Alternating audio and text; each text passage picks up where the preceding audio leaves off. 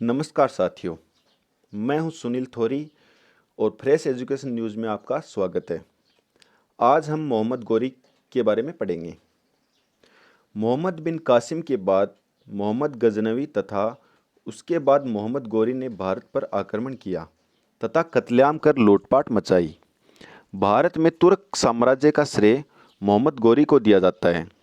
मोहम्मद गोरी गजनी तथा हेरात के मध्य स्थित एक छोटे से पहाड़ी क्षेत्र का गजनी का शासक था। 12वीं शताब्दी के मध्य में गौरी वंश का उदय हुआ। गौरी वंश की नींव अलाउद्दीन जहाँ सोज ने रखी थी। जहाँ सोज की मृत्यु के बाद उसके पुत्र शेफुद्दीन के शासन पर बैठा।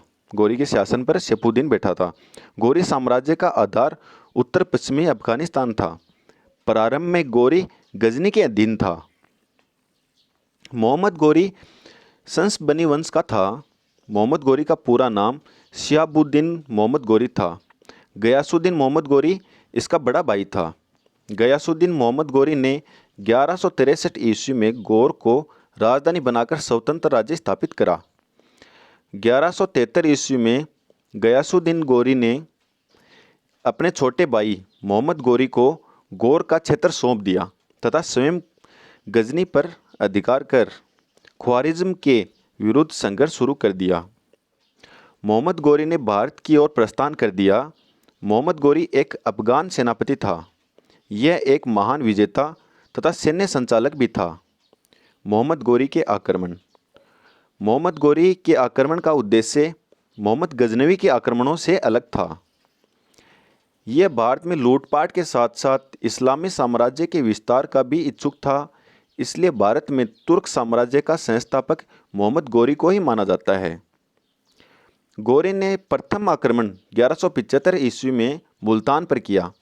इस समय यहाँ पर शिया मत को मानने वाले करामाती शासन कर रहे थे। ये करामाती मुस्लिम बनने से पहले बौद्ध थे। गोरी ने मुल्तान को जीत लिया था।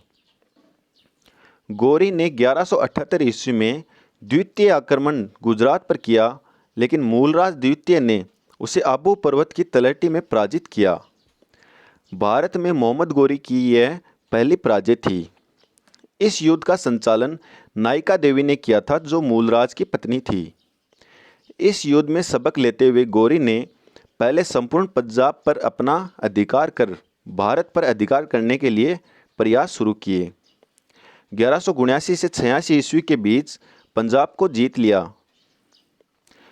1179 में सियालकोट पर अधिकार कर लिया। 1186 ईस्वी तक गोरी ने लाहौर, सियालकोट तथा बठिंडा तब्बर हिंद को जीत लिया था। तब्बर हिंद पर पृथ्वीराज चौहान तृतीय का अधिकार था। तब्बर हिंद पृथ्वीराज चौहान का सीमावर्ती क्षेत्र था। गोरी ने इस पर अधिकार किया था, जिस वजह से गोरी व चौहान के बीच युद्ध होना असंभव हो गया था। तराइन का प्रथम युद्ध। 1191 ईस्वी में तराइन के प्रथम युद्ध में पृथ्वीराज तृतीय ने गोरी को पराजित किया, लेकिन उसकी शक्ति को समाप्त नहीं कर सका। तराइन का द्वितीय युद्ध। 1192 ईस्वी में गोरी ने पृथ्वीराज तृतीय को हराकर अजमेर तथा दिल्ली के क्षेत्र को जीत लिया तथा इसके साथ चौहान साम्राज्य का नाश हो गया। तराइन के द्वितीय युद्ध में पृथ्वीराज के सामंत तथा दिल्ली के तोमर शासक गोविंद राज की मृत्यु हुई। चंद्रबरदाई के अनुसार युद्ध में पराजय के बाद पृथ्वीराज तृतीय को बंदी बनाकर गजनी ले जाया गया। शब्दभेदी बाण छोड़कर मोहम्मद गोरी को मार दिया गया। हसन निजामी के अनुसार युद्ध में पराजित होने के बाद पृथ्वीराज ने अधीनता स्वीकार कर ली और गोरी ने उसे अजमेर में अपने अधीन रखकर शासन करवाया। आगे गोरी के विरुद्ध विद्रोह करने की कोशिश की, जिसमें पृथ्वीराज मारा गया। अधिकांश विद्वान इसे ही स्वीकार करते हैं, जिसकी पुष्टि अजमेर से प्राप्त सिक्कों से होती है, जिसमें एक तरफ घोड़े की आकृति तथा मोहम्मद बिन शाम लिखा है तथा दूसरी तरफ बैल की आकृति बनी है एवं पृथ्वीराज लिखा हुआ है। 1192 ईस्वी के बाद गोरी ने अपने दास ऐबक को भारतीय क्षेत्रों का प्रशासक घोषित कर दिया। 1191 में गोरी ने ऐबक की सहायता से चंदावर यूपी ईटानगर के युद्ध में कन्नौज के शासक जयचंद को पराजित कर कन्नौज पर अधिकार कर लिया। 1194 ईस्वी के बाद गौरी के दो सेनापति कुतुबुद्दीन ऐबक तथा बख्तियार खिलजी ने भारतीय क्षेत्रों को जीतना प्रारंभ किया। बख्तियार खिलजी ने बिहार तथा बंगाल का पश्चिमी क्षेत्र सेन शासक लक्ष्मण सेन से जीता और इसी दौरान उसने नालंदा, जो कि बिहार में है, विश्वविद्यालय, विक्रमशिला, जो बंगाल में है, ओदंतीपुर, जो बंगाल में है, विश्वविद्यालय को नष्ट कर दिया।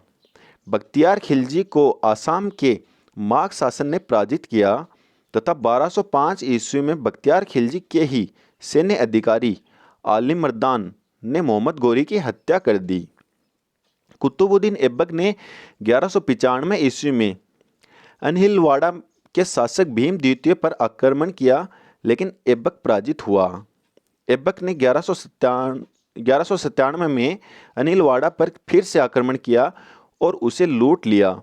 भीम द्वितीय ने अधीनता स्वीकार नहीं की, लेकिन लगातार युद्धों से उसकी आर्थिक स्थिति खराब हो गई थी। अतः भीम की मृत्यु के बाद गुजरात में सोलंकी वंश के स्थान पर बघेल वंश की स्थापना हुई। 1203 ईस्वी में ऐबक ने चंदेल शासक परमर्दी देव से कालिंजर को जीत लिया था। मोहम्मद गौरी की मृत्यु।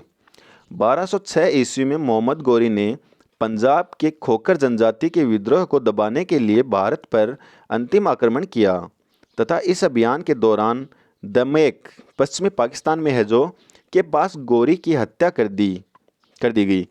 गौरी इस समय सिंध नदी के किनारे नमाज पढ़ रहा था। गौरी ने अपनी मृत्यु से पूर्व ही अपने दासों को अपना उत्तराधिकारी नियुक्त किया था। गौरी ने लक्ष्मी की आकृति वाले कुछ सिक्के चलाए थे। गौरी की मृत्यु के बाद उसका साम्राज्य उसके 3 प्रमुख दासों में विभाजित हुआ। कुतुबुद्दीन ऐबक, जिसको भारतीय क्षेत्र मिला। ऐबक ने दिल्ली को इस्लामी साम्राज्य का केंद्र बनाया। ताजुद्दीन यल्दौज, जिसको गजनी क्षेत्र मिला।